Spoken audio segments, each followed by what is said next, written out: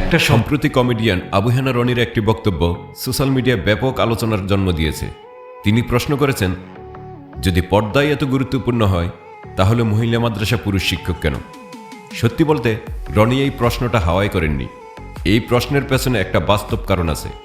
কারণ সমাজে এমন কিছু বক্তা বা হুজুর আছেন যারা পর্দাকে এমনভাবে উপস্থাপন করেন যেন নারী মানেই চার দেয়ালের ভেতরে বন্দি একটি অস্তিত্ব।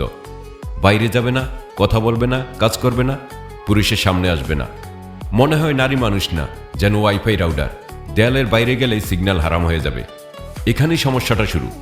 যখন কেউ পর্দাকে অতিরঞ্জিত করে এমন জায়গায় নিয়ে যায় যেখানে বাস্তব জীবনই অচল হয়ে পড়ে, তখন স্বাভাবিকভাবেই মানুষ পাল্টা প্রশ্ন করবে। আর রনি ঠিক সে ফাঁকাটাতেই খোঁচা মেরেছেন। কারণ একদিকে যদি বলা হয় নারীর ঘরে বাইরে গেলে ফিতনা, পুরুষের সামনে কথা বললে সমস্যা, মুখ দেখা গেলে বিপদ, তাহলে মানুষ তো প্রশ্ন করবেই, ঠিক আছে, তাহলে মহিলা মাদ্রাসা পুরুষ শিক্ষক কেন? এখানে রনির প্রশ্ন পুরোপুরি অযৌক্তিক না, কারণ প্রশ্নটা এসেছে কিছু অতিরিক্ত কড়াকড়ি বক্তব্যের প্রতিক্রিয়া হিসেবে। কিন্তু সমস্যা হলো রনি সেই জায়গায় আঘাত করেছেন সেখানে তিনিও অর্ধেক সত্য বলেই থেমে গেছেন। কারণ বাস্তবতা হলো ইসলাম কখনো নারীকে সমাজ থেকে মুছে ফেলতে বলেনি, আবার এটাও বলেনি যে পর্দার কোনো দরকার নেই। ইসলাম দুই দিকে ভারসাম্য রেখেছে, কিন্তু আমাদের সমাজে দুই পক্ষই মাঝে মধ্যে দুই চরমে চলে যায়। এক পক্ষ এমনভাবে পর্দার কথা বলে মনে হয় নারী বাসা থেকে বের হলে কিয়ামত শুরু হয়ে যাবে, আর আরেক পক্ষ এমনভাবে স্বাধীনতার কথা বলে মনে হয় শালীনতা শব্দটাই মধ্যযুগীয়। দুই দিকে সমস্যা আছে, কিন্তু হুজুর এমনভাবে কথা বলেন যেন পৃথিবীর সব পাপের কেন্দ্র শুধু নারী, পুরুষরা বুঝি ফেরেশতা, সমস্যা শুধু মেয়েদের কাপড়ে। আবার কিছু মানুষ এমনভাবে ধর্ম নিয়ে হাসাহাসি করে যেন সব ধর্মীয় আলোচনা মানেই অন্ধকার যুগ। দুই পক্ষই আসলে বাস্তবতা হারিয়ে ফেলেছে। এখন আসি মূল যুক্তিতে। মহিলা মাদ্রাসা পুরুষ শিক্ষক থাকা মানেই কি পর্দা ভেঙে গেছে? না, কারণ পর্দা মানে শুধু পুরুষ দেখলে হারাম না। পর্দা মানে আচরণ, সীমারেখা, শালীনতা এবং নিরাপদ পরিবেশ।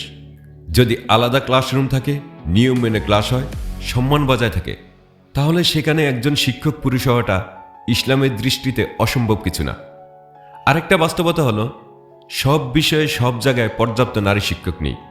বিশেষ করে উচ্চতর ইসলামিক শিক্ষায় অনেক অভিজ্ঞ আলেম পুরুষ। এখন যদি কেউ বলে না, পুরুষ শিক্ষক একদমই চলবে না, তাহলে প্রশ্ন আসে, মেয়েদের চিকিৎসা কে করবে? বিশ্ববিদ্যালয়ে পড়াবে কে? অনলাইনে ক্লাস নিবে কে? নাকি সমাজ এখন থেকে নারী পুরুষের জন্য আলাদা গ্রহ বানাবে? দেখুন, সমস্যাটা এখানে পুরুষ শিক্ষক না। সমস্যা হলো আমরা ধর্মকে হয় অতিরিক্ত কঠিন বানিয়ে ফেলি, না হয় পুরো হালকা বানিয়ে ফেলি। একদল মানুষ ধর্মকে এমন বানিয়েছে যে সাধারণ মানুষ ভয় পায়, আরেকদল মানুষ ধর্মকে এমনভাবে ট্রল করে যে সম্মানটাই নষ্ট হয়ে যায়। এই দুই চরমপন্থার মাঝখানে হারিয়ে যায় প্রকৃত ভারসাম্য। রনির প্রশ্ন দরকার ছিল, কারণ কিছু মানুষ সত্যিই পর্দাকে অতিরঞ্জিত করে ফেলেছে। কিন্তু রনিরও বুঝতে হবে সব হুজুর এক না, আর ইসলামের মূল শিক্ষাও এত সংকীর্ণ না। আর হুজুরদেরও বুঝতে হবে আপনি যদি পর্দাকে এমনভাবে ব্যাখ্যা করেন যাতে বাস্তব জীবনটাই অসম্ভব হয়ে যায়, তাহলে মানুষ প্রশ্ন করবেই।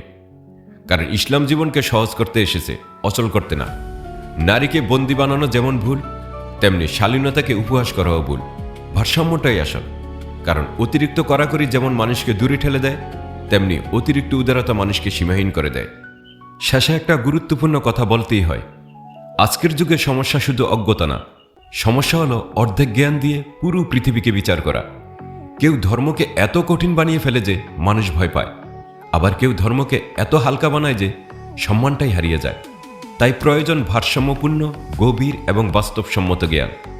এই জায়গা থেকে সুফি মাস্টার ইউনুস আল গহর পর্দা, আত্মশুদ্ধি, মানবতা এবং সকল ধর্ম সম্পর্কে যুক্তিপূর্ণ ও হৃদয়গ্রাহী আলোচনা করে থাকেন।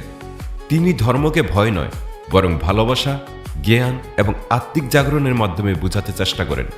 আপনি যদি প্রকৃত ও সঠিক জ্ঞান অর্জন করতে চান, তাহলে আলরা টিভি ইউটিউব চ্যানেলের ভিডিও এবং লাইভ মাহফিলগুলোতে যুক্ত হতে পারেন। সেখানে আপনি অজানা অনেক প্রশ্নের যুক্তিসঙ্গত উত্তর জানতে পারবেন এবং চাইলে জিকিরে কলবে এজাজত গ্রহণ করতে পারবেন। কারণ সত্যিকারের জ্ঞান মানুষকে অন্ধ করে না, বরং মানুষকে চিন্তা করতে শেখায়।